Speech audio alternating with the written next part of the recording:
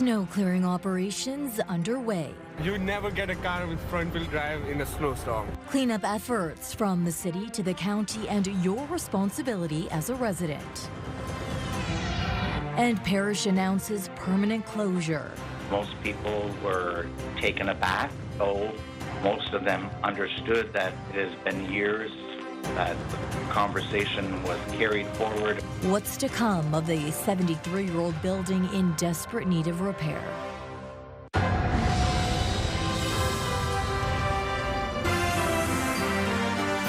CTV News with Stefanie Masotti. Good evening, and thank you for joining us on CTV Windsor and AM 800. The cleanup continues tonight after Mother Nature delivered yet another blast of winter. In Windsor, crews have now shifted from clearing main arteries to tackling residential streets. CTV's Bob Elachico shows us how residents are coping. If a picture paints 1,000 words, the word that comes to mind right now is stuck. You never get a car with front-wheel drive in a snowstorm. You never. You know, a lot of snow came down, so you got to make sure people are able to walk on the sidewalks and stuff like that. You got to be out here cleaning. From sidewalks to parking lots, businesses have been caught off guard by this year's winter. Last year it was a lot less snow, so we didn't have to budget too much for it. But like this year, it's easy tenfold what we'd have to pay to keep the facility clean from snow. Another word that comes to mind: fun. I mean, the weather's nice, It's really fun to get out here in the snow and run around and everything. It's not often we get this kind of snow down here, so I figure let them play outside. Maybe we'll go sledding later. Just try to enjoy what we can. It's snow day, so kids are home, so I don't want them indoors, so I put them outdoors. There was no bus. It's during winter, so it's my day off. I like having days off at school. No break for adults, though. Just got to clean it up when it comes and drive safe. The city of Windsor has been clearing the roads around the clock, and this morning started plowing residential streets as well. We like to say it takes at least a minimum of 24 hours to clear the residentials, but it can be longer than that. Now, this trail here at Malden Park is next on a long list of things to get cleared. Now, the city of Windsor tells me that they have 120 kilometers of multi-use trails in the system, and that it usually gets cleared off within 36 to 48 hours after snowfall, with a clock reset if it snows again. The city says roads won't be completely bare, but they're doing their best to make them passable. Until these temperatures change, you're probably not going to see full bare roads. The final word of the day: patience. The city, the town of LaSalle, and the town of Tecumseh are all asking residents to pack a lot of it as they continue to clean up. They are also asking residents to remove parked vehicles from the streets if possible. If you do have an opportunity to park in a driveway or in a parking lot that's available to you, please do that, because having cars on the road really slows us down, but it also doesn't allow us to completely clear the roadways. Bob Elachico, CTV News. Here's our question of the day. Would you move your street parked vehicle to assist snow removal? Go to our website to cast your vote, ctvnewswindsor.ca. On Friday, we asked if you cancel plans due to extremely cold weather. Out of more than 1,000 responses, 61% answered yes. Now, it's not just roads. Sidewalks are a concern as well. Officials with the city of Windsor are reminding residents to be a good neighbor and shovel those walkways. It was kind of an eye-opener when I came out, see all the snow. This season has been a lot more snow than usual, for sure. Officials are reminding homeowners that it's their responsibility to shovel sidewalks. They must be clear within 12 hours of snowfall ending. If you are a business owner, commercial sidewalks must be shoveled within 4 hours of the snowfall or within 4 hours after sunrise if the snow fell overnight. Sidewalks need to be cleared to allow the safe passage of all pedestrians, including those who may require the use of a wheelchair or stroller. Noncompliance to the bylaw will likely result with the city clearing the sidewalk and applying the cost to do so on the owner's property taxes. Some tell CTV News that won't be an issue and that they're using this snowfall as an opportunity to do a good deed. Just taking my snowblower for a walk through the neighborhood. And there's lots of neighbors that are at church today, and it's an opportunity for me to get out and clear some snow for them. I'm just trying to help my neighbor across the street. She's an older lady, and I'm just trying to do the best I can to help her out so she doesn't get stranded. The storm causing turbulence for air travel as well. Hundreds of flights in and out of Detroit, Windsor and Toronto have been affected.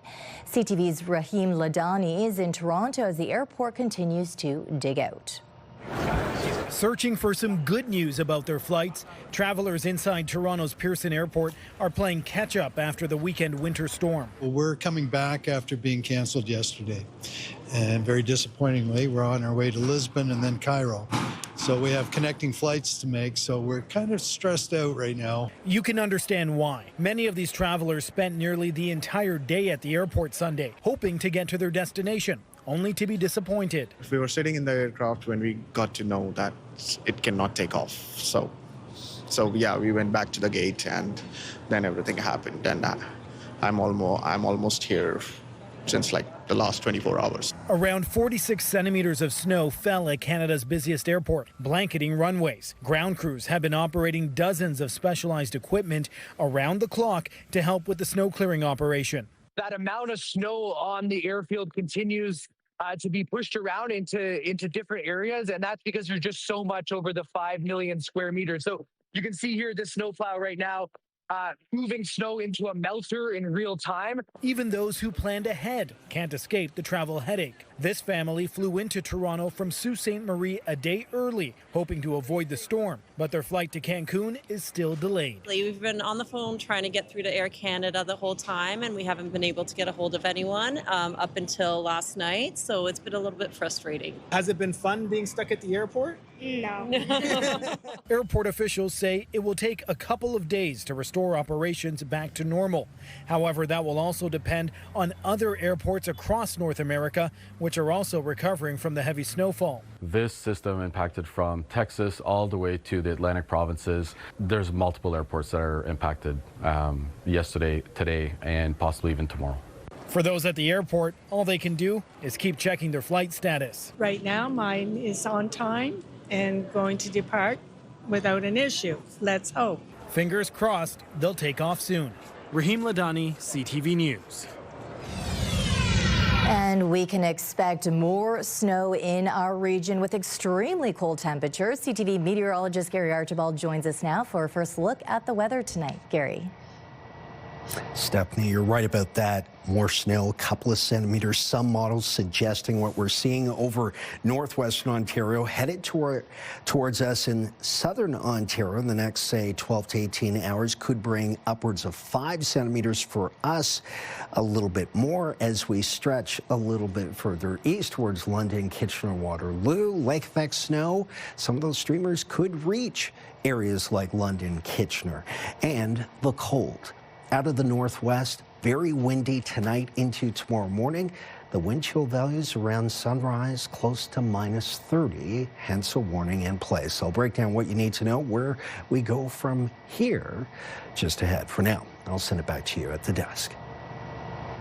The monster Sunday storm bearing Toronto under 60 centimeters of snow is now pummeling southern Quebec and Atlantic Canada. CTV's John Vanavali Rao is on the streets of snow-covered Toronto. In downtown Toronto, this was the scene many drivers woke up to, warned to stay off the streets, a directive that wasn't hard to follow because just getting to a main road required a lot of shoveling. For Toronto, it's shocking, to be honest. In a city once ridiculed for calling in the army to help clear snow, this was, by any standard, a lot to cope with, smashing records that go back more than 80 years. It was crazy. Like, we haven't had storms like that in a long time. In some parts of downtown Toronto, 56 centimeters fell, with the city by far getting the worst of the snow, fueled by its proximity to Lake Ontario and the wind direction. I don't think I've ever recalled a storm where the heaviest amount of snow was in Toronto when a storm hit the entire province, like from Windsor to Ottawa. A storm that closed schools with kids getting a snow day and residents asked to stay home if they could. In Kitchener, so much snow was piled up on the side of an overpass. It acted like a ramp, which a pair of cars hit and launched over, one of them flipping and landing on the ground below, killing the driver. At Pearson Airport, where they also got walloped by record snow, airlines were in recovery mode after hundreds of flights were canceled on Sunday, and there were plenty more delays today. I understand it's the weather, and I mean safety comes first. A storm that moved into Quebec and onto the Maritimes, where as much as 40 centimeters of snow is expected to fall in Nova Scotia by Tuesday. And in many parts of the Maritimes, schools were also closed. At Halifax's airport, dozens of flights were canceled. As for Toronto, this is now the snowiest January on record, triple the average amount, and there's still 5 days left in the month. John Benavelli-Rouse, CTV News, Toronto. In the U.S., there are at least 18 storm-related deaths after a massive storm hit much of the country over the weekend. There was deep snow extending 2,100 kilometers from Arkansas to New England. It halted traffic, canceled flights, and caused wide school closures today. More snow is falling on the northeast under the tail end of the storm. There are more than 800,000 power outages in that nation, most of them in the south, and more than 6,400 flight delays and cancellations nationwide. In other news, human remains found in northern Ontario have been confirmed to be those of a missing Windsor man. Windsor police confirmed the remains discovered in October near Timmins belongs to 37-year-old David Paveo. Paveo was reported missing in the early morning hours of August 14th of 2025. Police conducted an extensive search in the weeks that followed. Investigators have now confirmed Paveo was the victim of a homicide. Police say 5 people have been arrested in connection with the case. 54-year-old Shane Loudussier and 27-year-old Colin Lusk are charged with first-degree murder and indecent interference with a dead body. 3 others, Marie Christine Hanna, Ronald Holman, and Jason Vincent Smith, face charges including accessory after the fact to murder and indecent interference with a dead body. Police have not released further details about a motive or the circumstances surrounding Paveo's death. They say this investigation is ongoing. A Chatham man is facing arson charges after a fire at 99 McNaughton Avenue West in Chatham last week. A 72-year-old man was arrested Friday and charged with arson, disregard for human life. The fire follows one at the same building in 2024, which kept residents from the social housing complex for varying lengths of time. Some have yet to return to Block B, where the heaviest damage occurred. This most recent fire broke out on the second floor, causing heavy smoke. No injuries were reported, and the damage estimated is about $250,000 and was contained to 1 unit. Luckily, no one was hurt in a house fire Sunday afternoon, despite the fact there were no working smoke alarms at the time. Damage is estimated at $600,000 after a fire started in a second-floor bedroom in the 1000 block of Oak Avenue. The cause is suspected to be electrical. The family of 7 is now being assisted by the Red Cross. 5 people have been displaced meantime from another fire in a South Windsor home. Crews responded to the 3100 block of Dominion Boulevard around 9 p.m. Saturday. They found a garage on fire that spread to the attic of a nearby home. Windsor Fire estimates the first home suffered around $350,000 in damages. Damage to the neighboring home and a vehicle is pegged at around $20,000. Officials say the cause remains undetermined. Windsor's 2026 city budget is now approved, and it comes with a 0% tax increase. Council agreeing today to a series of changes tied to fees, transit, parking, and infrastructure. CTV's Sanjay Maru breaks down the issues and what it means for residents.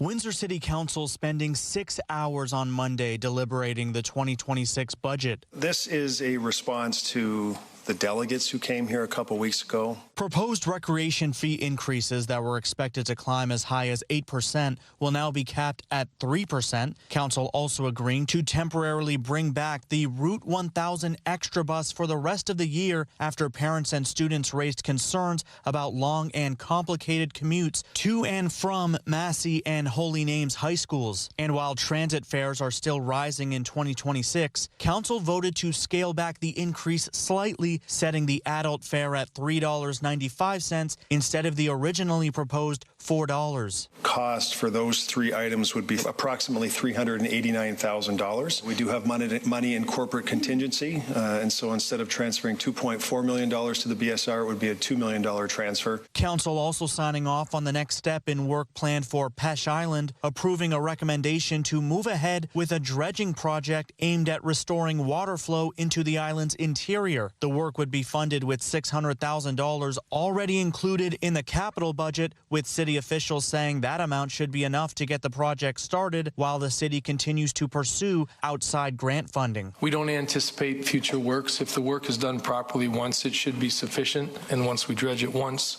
it should be once and done. Council also approving a series of parking changes in the downtown core, backing away from a proposal to extend paid parking hours. Instead, Council has voted to pull enforcement 1 hour earlier from the current time of 7 p.m. back to 6, while increasing the hourly cash rate at meters to $2.50. Drivers paying using the parking app, however, will not see a price increase. Also approved is a plan to add more angled parking on select downtown streets. Angled parking gives us roughly about 40% more spots in the same geographical space. So if I can move those people out of their garages, because everybody wants to park right front door from their businesses, that frees up a few more spaces in our two large structures and possibly for more residents to park in them. In Windsor, Sanjay Maru, CTV News. After a 6-week holiday break, Parliament was back to work today with food insecurity front and center. The Prime Minister announcing a GST rebate aimed at offsetting high grocery costs. CTV's Michael Couture breaks down the boost and who benefits. So we're acting today. Choosing to be in a produce store instead of Parliament, Prime Minister Mark Carney announced new measures to tackle the affordability crisis.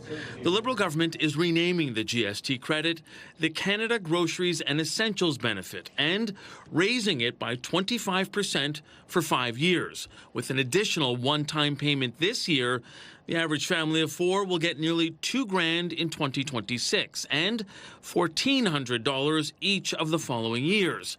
The measure is expected to help 12 million low-income Canadians. On average, these payments make up for the higher level of food prices since the pandemic. Carney also laid out a new national food security strategy to strengthen domestic food production and improve access to nutritious food. The GST measures aren't new, according to the Conservatives. Today's announcement is a recycled Trudeau-era policy. It will not permanently provide relief. It is a temporary measure. The focus on pocketbook issues is a clear response to the #1 concern of Canadians, according to this pollster. That's going to be the battleground for the next federal election, and it's going to be the key way that Canadians judge both Mark Carney and Pierre Poilievre. With a campaign-style announcement today, it had some wondering if Canadians could be headed to the polls this spring. Of course we're not. We're not. We're focused on results for Canadians. That includes the GST boost announced today. The minority government will need opposition support to pass the bill before the benefit can get into the hands of Canadians. Mike Couture, CTV News, Ottawa. The Downtown Windsor Community Collaborative has purchased a new building and is planning to turn it into a neighborhood hub. The group has bought the property at 630 Church Street, which will become the Bruce Park Village Community Center. The purchase allows the organization to put down permanent roots in a neighborhood it served for nearly 20 years. The 1,800 square foot space will focus on community programming and also have room for offices and a future social enterprise. An open house is set for Thursday from 5 until 8 p.m., where residents can come tour the space and share any ideas. Another sign of the times, the Catholic Church is closing in LaSalle. The congregation learned over the weekend their place of worship will close in the spring. With the reason and the town's reaction, here's CTV's Michelle Molesky. St. Paul's Catholic Church at Malden and Sprucewood is closing in March. Most people were taken aback, though most of them understood that it has been years that conversation was carried forward. It's been a topic of discussion for the last 26 years, according to the parish website. Father Dwayne Adam believes losing the nearby elementary school accelerated the closure. The school that was next door was closed in 2002, and I think the pandemic also affected many people and attendance. The parish believes it would have been difficult for the congregation of 100 families to fund the needed repairs to this 73-year-old building. Namely roof, siding, replacement of windows, etc., unknown water damage. We looked at an estimated cost in excess of $500,000. The parishioners will now shift to Sacred Heart in town or St. Joe's in River Canard. It is sad to see it go.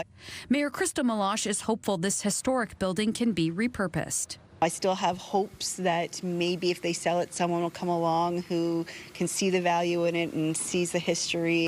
The town hasn't had time to discuss the closure of this building at one of the busiest intersections in LaSalle.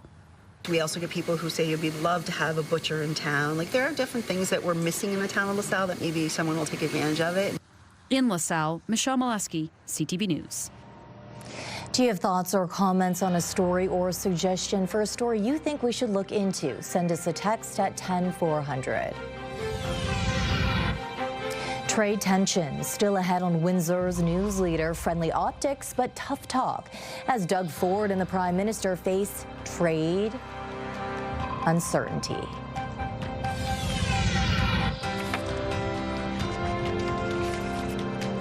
Later, the risk that climate change poses to vulnerable communities and Canada's sovereignty.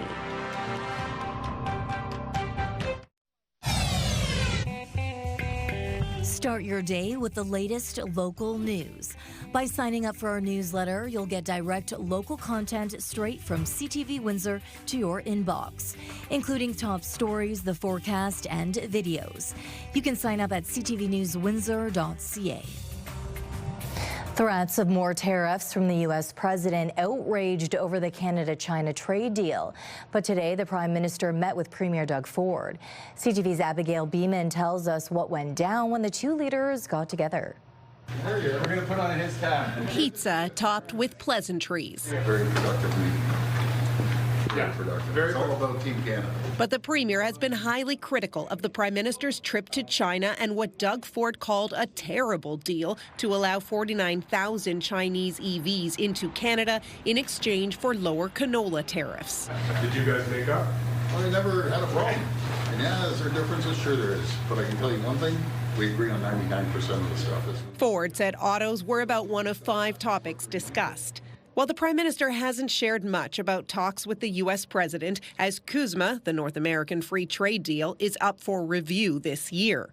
Over the weekend, Donald Trump took several swipes at Canada on Truth Social, relaunching his old insult for Justin Trudeau, calling Carney governor, a 51st state reference. In this role, you get called a lot of things, a lot of time, and I'm not going to comment on every tweet or truth or comment from whoever, so I can handle it.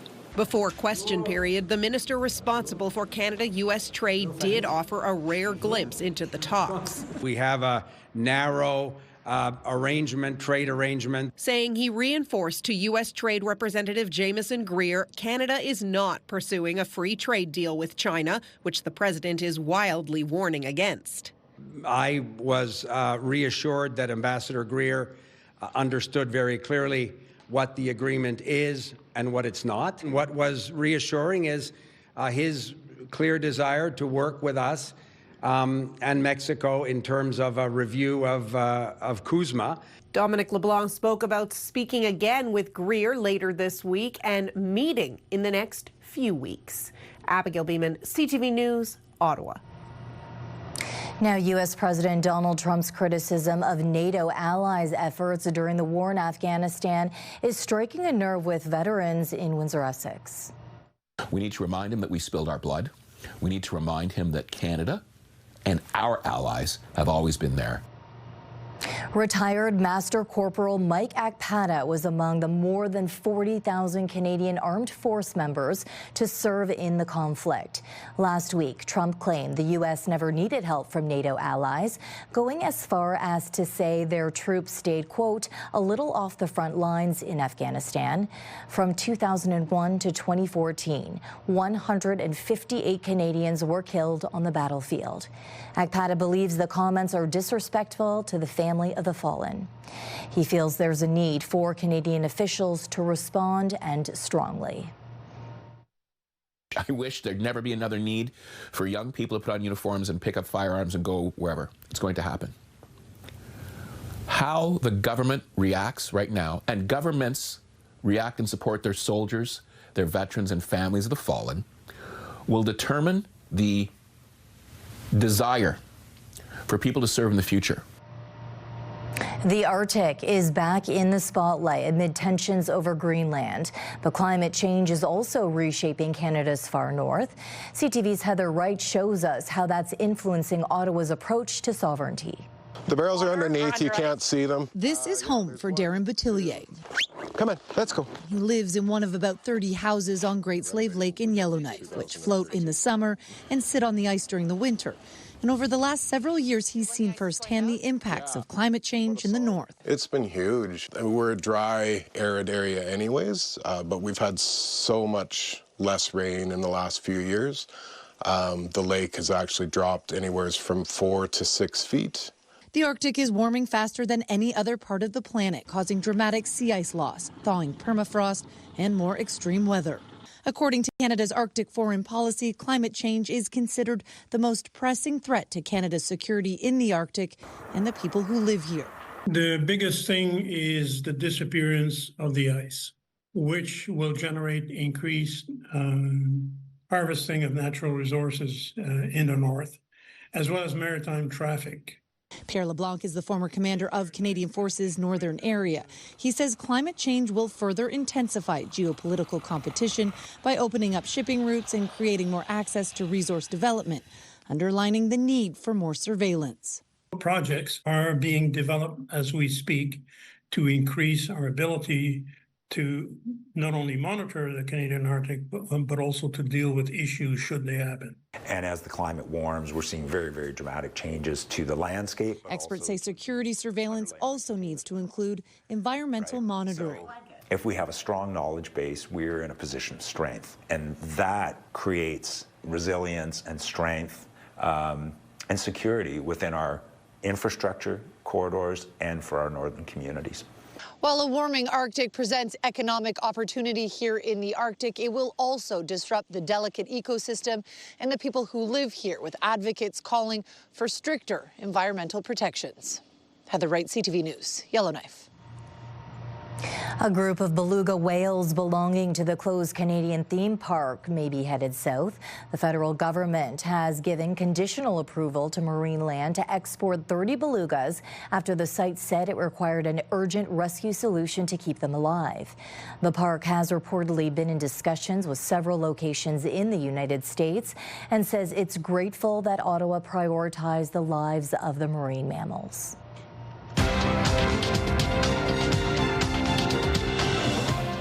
Gold stocks led the way, but Canada's main stock index reversed course in the afternoon to finish lower. The TSX dropped 52 points in Toronto. In New York, the Dow gained 314, the Nasdaq added 100. The Canadian dollar gained 0.16 of a cent.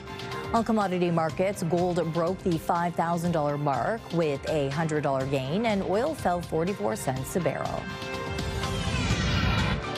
Coming up, who's stepping in to lead Erie Shores healthcare?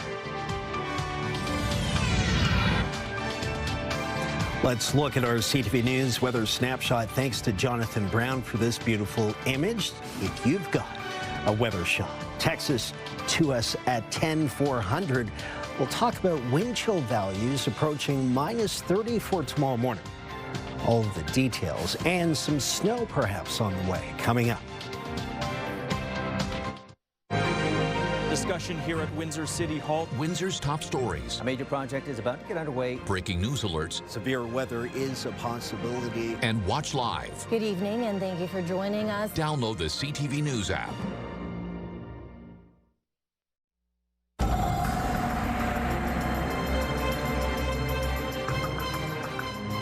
As we mentioned earlier, cleanup efforts are underway. And Gary, if you notice that your neighbor may haven't shoveled their sidewalk yet, maybe give them a little knock, see if they're okay. Maybe they need a little help. That's always a polite thing to do. I agree, and I think most are on board with that. There's more snow to come, a couple of centimeters in the next 24 hours. But the big deal right now is the cold. We expect wind chill values to be in the mid-20s, close to -30 early tomorrow morning. Hence, the blue on the map to indicate that warning right across southern Ontario proper. Right now, temperature of -8, feels like -16. Partly cloudy to mostly cloudy. It's been a windy day. Sustained westerlies right now, 25 to 30 k with gusts 40 to 50. The air quality is good. We'll take that. But the winds will make the already cold below seasonal temperatures feel that much colder. And those gusts into the 50s will continue, not just through the rest of this evening, but for tomorrow, much to the dismay, pardon me, of the early risers and those headed to work at around 6, 7, 8 a.m. Could feel like about -30. Right now, -8 in Windsor at the airport, -10 in Chatham-Kent. That's between 18 and 14 degrees Fahrenheit. We are looking at wind chill values between -16 and -18. The coldest air has descended right across the Great Lakes region, and that is why we remain cold with snow and lake effect snow, in fact, because of these westerlies, certainly turning some of those squalls into fresh snow on the ground right off the eastern shores of Lake Huron. Just to the north and east of the city of London. We will see snow from the spin of low pressure in 2 waves beginning tomorrow at around 7 a.m. And again, I think a more potent wave, the secondary one, could be just at around noon. Total values right now are about 1 to 2 centimeters between Windsor, Essex, and Chatham-Kent. I think as much as 5 could be in the offing. Down to -15 by midnight, feeling like about -20. But tomorrow morning, daybreak, we're looking at about -28 to -30. 1 to 5 centimeters of snow. And then, of course, more flurries on Wednesday, Thursday, -12, -11. The lows will be in the -teens. Sunny and fair Friday, Saturday, Sunday. -13, -8, -5, and then -7 a week from now with flurries. Your 7-day forecast courtesy of Enercare Siles.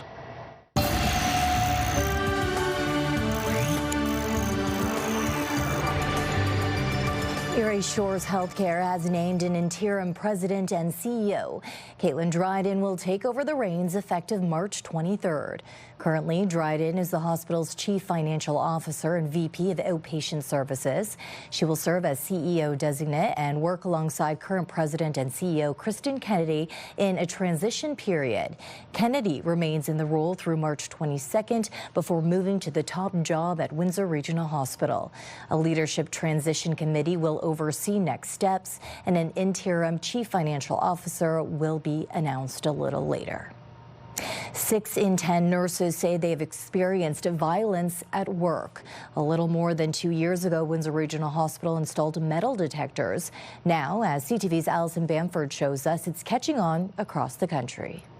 Walking into Saskatoon's emergency departments now looks a little like airport security. Everyone who walks through the doors of a Saskatchewan healthcare facility deserves to feel safe. This week, the Saskatchewan Health Authority installed metal detectors in all Saskatoon and Regina emergency departments. The move follows a letter from more than 200 ER staff in Saskatoon describing escalating violence, and a pilot project that seized crowbars, machetes, and imitation guns from people trying to enter Royal University Hospital. One weapon coming into our facility would be too many. Additional security will be hired to help staff the metal detectors and ensure patients can flow through the entrances quickly. Saskatchewan isn't the first province turning to technology to address growing safety concerns. ER departments in Ontario and Manitoba, including Winnipeg's Health Sciences Centre, already use weapon detectors.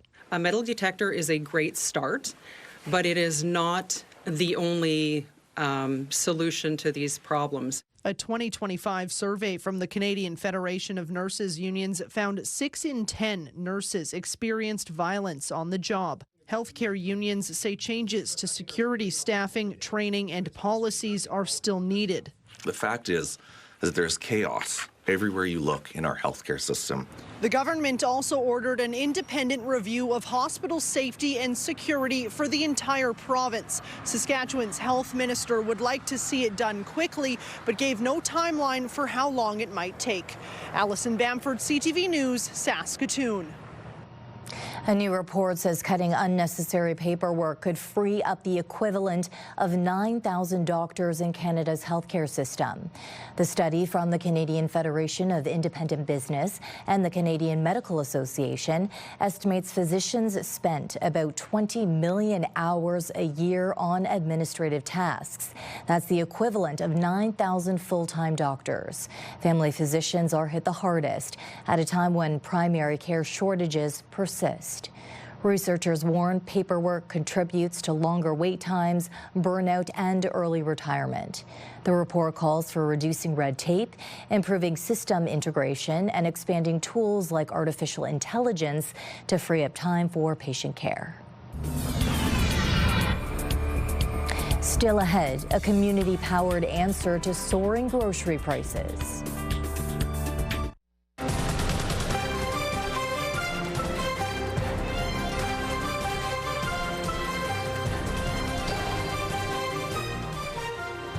At a time when the Prime Minister is calling for national unity, there are voices pushing instead for separation. CTV's Kathy Lee on the debate heating up in more than one province. Beneath the calm of Main Street in this small Alberta town, the minds of many people who live here are anything but at rest.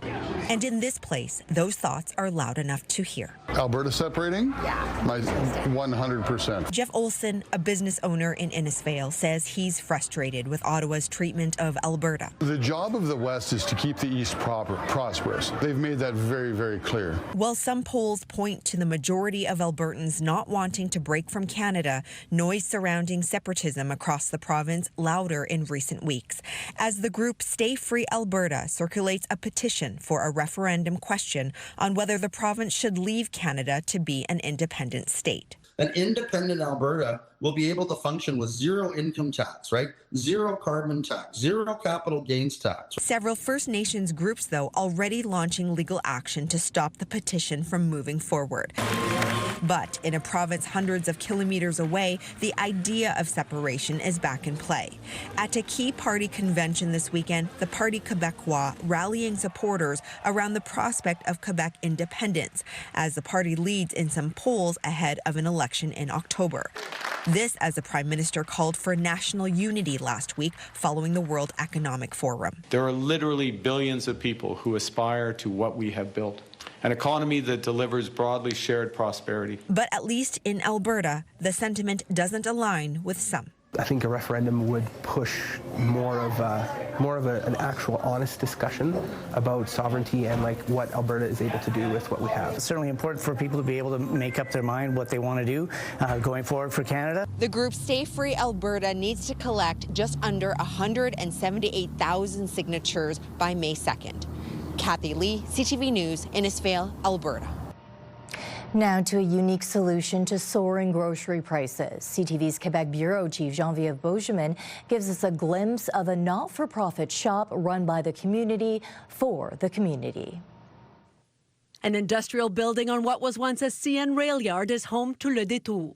Fruits and vegetables here. It's a big part of what the savings we can offer. We also have fresh bread. This is a nonprofit grocery store with a mission to feed the neighborhood at a reasonable price while also nourishing community connections.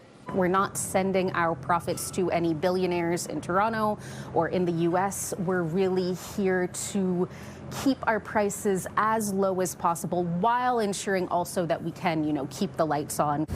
Le Détour is open to all, but has 400 members who volunteer a few hours a month in exchange for a discount. That most of the work is done by members makes a big, big difference. Charles Duplessis worked in industrial automation. He's now retired and working the cashier. I wanted to get involved in the community and to do something to help, he says. Le Détour is in Montreal's Pointe-Saint-Charles, a historically working-class area. It opened 8 years ago, inspired by projects in New York and France. They try to bank on local products when it's possible, and it's a very pleasant atmosphere, says Virginie Gauvin, who lives nearby. We try to make sizes. Le Détour keeps prices as stable as possible, but doesn't have the latitude of big chains to have big specials. Still, it studied the market and found, for instance, that members save more than $63. That's 85% compared to a basket at Quebec-based chain Maxi of 32 regular-priced vegetables. And here, the groceries come with a big helping of the flavor of the neighborhood. And members here say this is a model that could serve as inspiration as the price of food keeps going up. Geneviève Beauchemin, CTV News, Montreal. Jim Gaffigan takes the Coliseum stage with all new material on his Everything is Wonderful tour, Friday, March 6th. Enter online at ctvwindsor.ca for your chance to win a 4-pack of tickets to see Jim Gaffigan at Caesars Windsor, plus a $200 gift card. This is your CTV Windsor Hour Community Calendar. The hospice invites you to savor the sea. Delight your taste buds with an extravagant feast for seafood lovers and land lovers alike. See you next time on Our Community.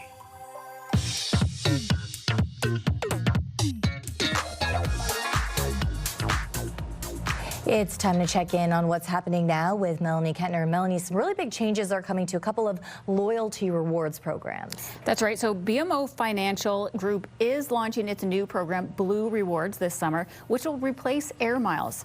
Air Miles members will see their miles automatically convert to Blue points with no action required. The company says the new program will offer a simplified booking experience and more ways to earn. Meanwhile, Shell Canada is ending its long-standing partnership with Air Miles and joining the Scene Plus program. It starts nationwide on May 26th. We've got those details online at ctvnewswindsor.ca. We also have another story online of note, Melanie, about LaSalle police cracking down on stunt driving. It's still happening. Yeah, it is. So officers over the weekend charged 2 drivers in separate cases.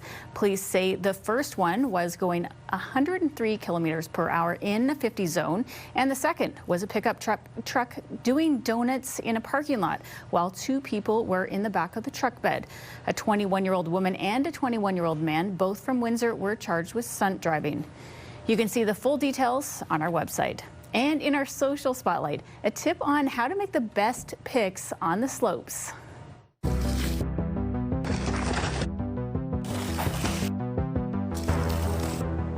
So you don't even have to know how to ski or snowboard to get these amazing photos for social media. All you need is a friend who can and a photographer with some great timing, Stephanie. I truly do appreciate this effort, A for effort, for sure. It goes to say, don't always believe what you see online. But I mean, if you want to take the easier route, there are artificial intelligent apps right now that it would make it even easier. That's true. Yeah. You can see like the snow flying in the background. Yeah. It looks great. Great. Okay. If anyone wants to send us video, how can they do it? Yeah, they can email it to us at newsnow@bellmedia.ca or text it to 10400. Okay. Thank you, Melanie. Wind and snow collide. When we return, a strange winter phenomenon rolls through a New York town.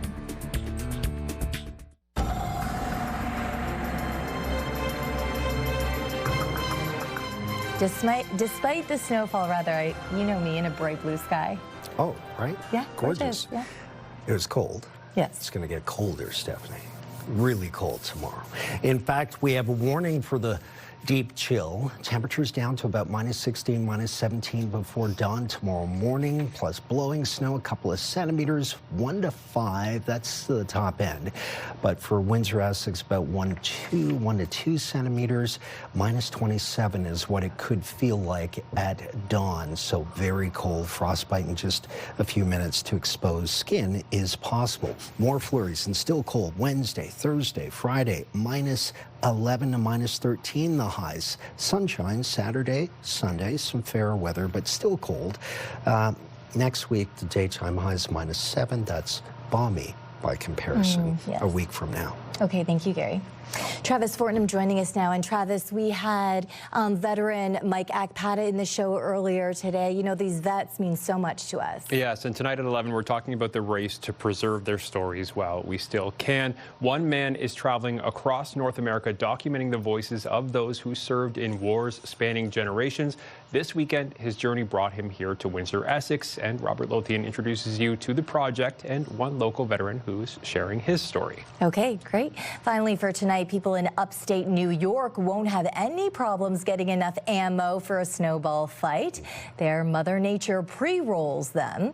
Take a look at this. A combo of snow and strong winds created a rare byproduct called snow rollers. You see them littering a neighborhood, all natural, wind-wound snowballs. Think tumbleweeds, but for snow. By the way, cameras captured the freezing phenomenon in the town called, listen to this, Chilly, New York. Chilly, New York. Chilly, New York. Probably upstate. Yeah. And love that part when I did live down in New York City, upstate, going skiing and what have you. Sometimes you'll see the folds off of windshields if the wind profile is in the right direction. Really cool. Yeah, you just pick them up and throw it at each other. Yeah. Perfect. On behalf of our dedicated team here at CTV News Windsor, thank you for watching. For updates throughout the evening, go to ctvnewswindsor.ca. Gary and I will be back with your only late local newscast tonight at 11. Good night. See you then.